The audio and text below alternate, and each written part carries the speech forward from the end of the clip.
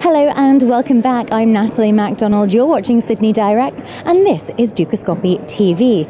Changes to regulation within the financial services industry have been key, not only globally, but also right here in Australia. And at the heart of that is the Banking and Finance Oath. For more information on this, I spoke to consulting fellow Clare Payne at the FSC's annual conference. Clare Payne, many thanks for taking the time to chat with Dukascopy TV today. We much appreciate it. Thanks for having me. Okay, so you're here representing sort of ethics within the financial services sector. Walk us through then the current state of play that you see for the financial community at the moment, and also some of the sectors within it, life insurance, for example, which I know you've been discussing today. Yeah, I think what we're seeing is a real professionalisation of banking and finance, and that's not to say that people haven't been behaving professionally in the past, but there is definitely sectors that have had to address issues of regulatory breaches, but also unethical practices and corrupted work cultures. And so we're seeing a response to that, I think, particularly in the advisory, the whole advice sector, and also in the life insurance. And part of the response has been to look at developing codes, setting minimum standards for entry, such as tertiary education, ongoing professional development requirements, and that's really seeing the professionalisation of those sectors to be in line with other sectors, such as accounting, that already have those kinds of practices. And we've also seen during this time the development of the Banking and Finance Oath, which is an important part of professionalising, which is more like a Hippocratic oath for bankers.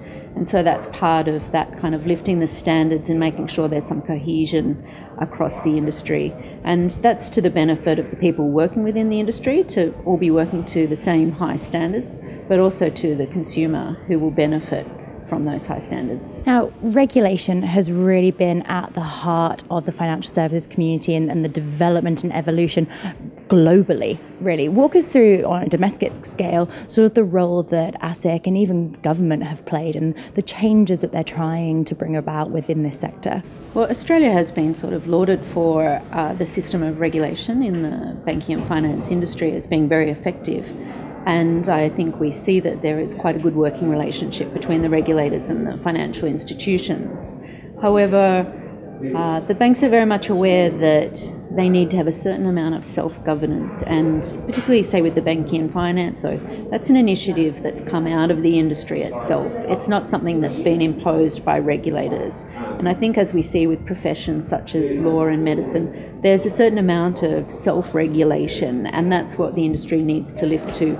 Not everything should be imposed from the outside. Being imposed from the outside by the regulators does impose a lot of costs on having to apply those standards and to check that they're being upheld. And so I think if we can have kind of this self-regulation, that is really the goal. Are there other industries perhaps then that we could take inspiration from on this? There are definitely industries that we've looked to from within the banking and finance industry when we've talked about what's been happening and what needs to be addressed. So the professions such as law and medicine, it's not to say that they're absolutely perfect and always the people within them operate perfectly, but they have a code and they have a expected behaviour and they have a social contract that has to be upheld. And so definitely those professions like that are something that we can look to and that we have been. You mentioned Australia has been sort of lauded within this commitment. The Banking and Finance Oath is sort of a relatively new venture. How does this commitment and the response that you've seen from corporations position Australia sort of in a global sort of platform? Yeah, well, the Banking and Finance Oath is unique because it's an individual commitment. So a lot of the other initiatives are organisation or industry sector. The Banking and Finance Oath is an offer for individuals to make a personal pledge about how they will work. And that can be applied globally. We have signatures from around the world, and because it is a global industry, and people, even if they work in Sydney now, may work in New York in a year's time. And so it's very much an acknowledgement that it's a global industry, but it's an industry of individuals made up of individual behaviour, and therefore a personal commitment does matter. Clare, thank you so much for your time today. Much appreciated. Thank you for having me.